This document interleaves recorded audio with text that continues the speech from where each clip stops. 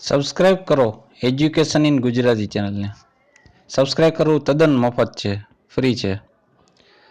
આપણે એજ્યુકેશન ગુજરાતી ચેનલમાં ધોરણ 8થી માંડીને ધોરણ 5 સુધીના ગણિતની બધી માહિતી, વિજ્ઞાનની તેમજ અંગ્રેજીના પીરિયડ ગોઠવવામાં આવ્યા છે, જે તમને વિના મૂલ્યે ઇન્ટરનેટના માધ્યમથી મેળવવામાં આવે છે. તેથી સબસ્ક્રાઇબ કરી લો, જેથી તમને તમારા ઈમેલ એડ્રેસ ઉપર મેસેજ આવીએ યુટ્યુબ તરફથી કે હવે આપણો વિડીયો અપલોડ થઈ ગયો છે, જેથી તમે જોઈ શકો. એટલા માટે સબસ્ક્રાઇબ કરવાનું છું. એ તદ્દન ફ્રી છે. Thank you. આભાર વિદ્યાર્થી મિત્રો. ટેટ 2ની પરીક્ષા માટે અગત્યના પ્રશ્નોની યાદી. સામાન્ય જ્ઞાનના પ્રશ્નો છે. એમાં પ્રશ્ન પહેલો, ત્યાગ ન ટકે રે વૈરાગ વિના રચના કોની છે? જવાબ, નિષ્કૃળાનંદ સ્વામીની. પ્રશ્ન બીજો, ઉદ્ભવ ગીતા અને સતી ગીતા કૃતિઓ કોની છે? જવાબ, મુક્તાનંદ સ્વામીની. પ્રશ્ન ત્રીજો, Narsinh pre-element place in the Galaxy of India poets એવું કોણે કહ્યું છે?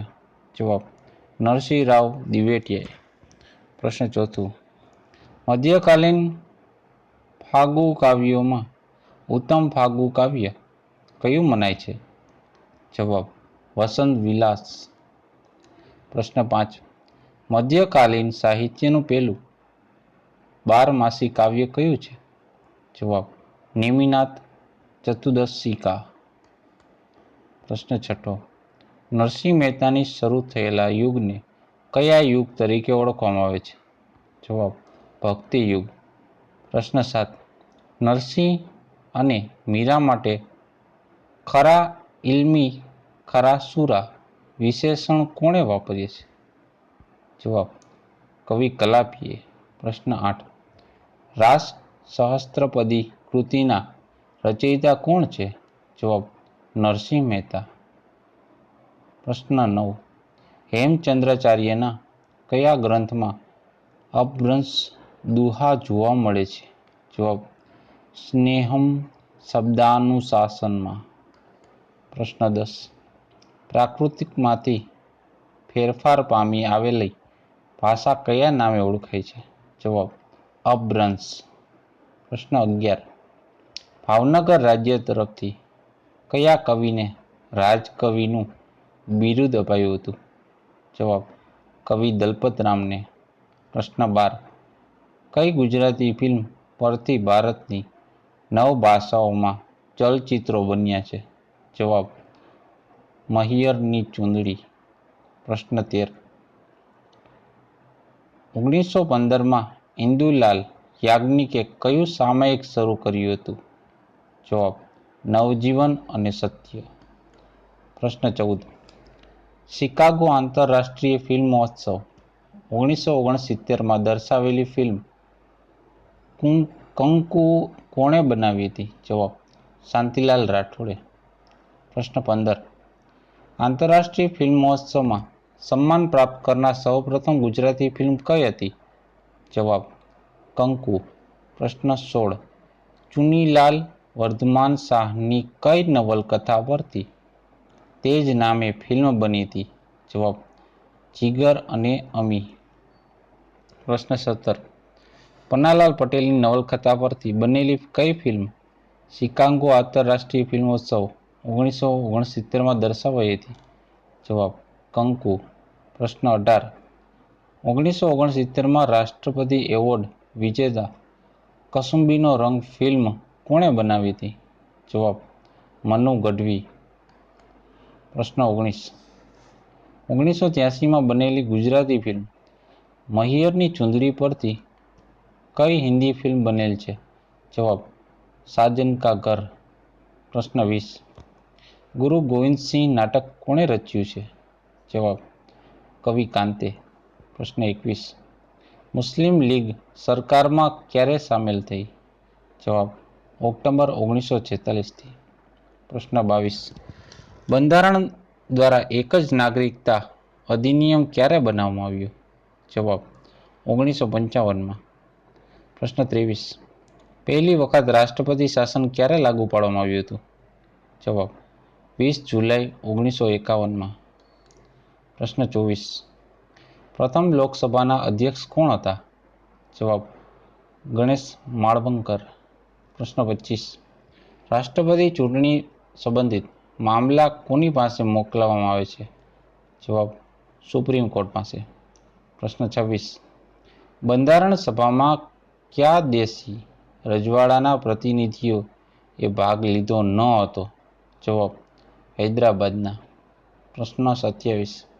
પુનર્ગઠનના ફળ સ્વરૂપે વર્ષ 1947માં બંધારણ સભામાં સભ્યોની સંખ્યા કેટલી રહી ગઈ હતી? જવાબ 299. પ્રશ્ન 28.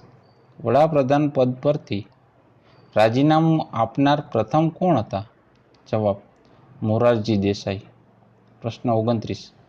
બંધારણ સભાની પ્રથમ બેઠક ક્યારે મળી હતી? જવાબ 9 ડિસેમ્બર 1946માં. પ્રશ્ન 30. ભારતમાં કુલ કેટલી વડી અદાલતો આવેલ છે? જવાબ 24. પ્રશ્ન 31. બંધારણ સભાને કોણે મૂર્ત સ્વરૂપ આપ્યું છે? જવાબ જવાહરલાલ નહેરુએ. પ્રશ્ન 32. કયા ક્ષેત્રને અનુસૂચિત જાતિ અને અનુસૂચિત જનજાતિ ક્ષેત્ર જાહેર કરવાનો અધિકાર છે? જવાબ રાષ્ટ્રપતિને. પ્રશ્ન 33. કેબિનેટ મિશન યોજના અનુસાર બંધારણ સભામાં કેટલા સભ્યો હોવા જોઈએ? જવાબ 389. પ્રશ્ન 34. બંધારણ સંશોધન કેટલા પ્રકારે થઈ શકે છે? જવાબ 5. પ્રશ્ન 35. ઈસવીસન 1942માં કઈ યોજના અંતર્ગત એ સ્વીકારવામાં આવ્યું કે ભારતમાં એક બંધારણ સભાની રચના થશે અને યુદ્ધોપરાંત બંધારણ બનશે? જવાબ ક્રિપ્સ મિશનમાં. પ્રશ્ન 36. કોંગ્રેસ કયા વર્ષમાં કોઈ પણ પ્રકારની બાહ્ય હસ્તક્ષેપ વગર ભારતીય લોકો દ્વારા બંધારણના નિર્માણની માંગણી કરી હતી? જવાબ 1936માં. પ્રશ્ન 37. રાજ્યસભામાં જનાર સૌપ્રથમ અભિનેત્રી કોણ હતી? જવાબ નરગિસ દત્ત. પ્રશ્ન 38. ઈસવીસન 1938માં કોણે પુખ્ત મતાધિકારના આધારે બંધારણ સભાની રચનાની માંગ કરી હતી? જવાબ જવાહરલાલ નહેરુએ. પ્રશ્ન 39. કઈ વ્યક્તિએ ભારતના બંધારણની સંરચના માટે ઈસવીસન 1922માં ગોળમેજી પરિષદ બોલાવવાની માંગ કરી હતી? જવાબ મોતીલાલ નહેરુએ. પ્રશ્ન 40. લોકસભા અને રાજ્યસભાની સંયુક્ત બેઠક ક્યારે થાય છે?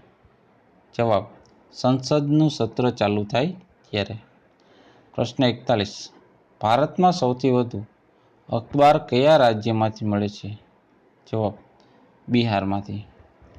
તો આ હતા સામાન્ય જ્ઞાનને લગતા પ્રશ્નો જે તમારા ટેટની ટાટના અગત્ય બની શકે છે. તો જોતા રહો એજ્યુકેશન ગુજરાતી, શીખતા રહો.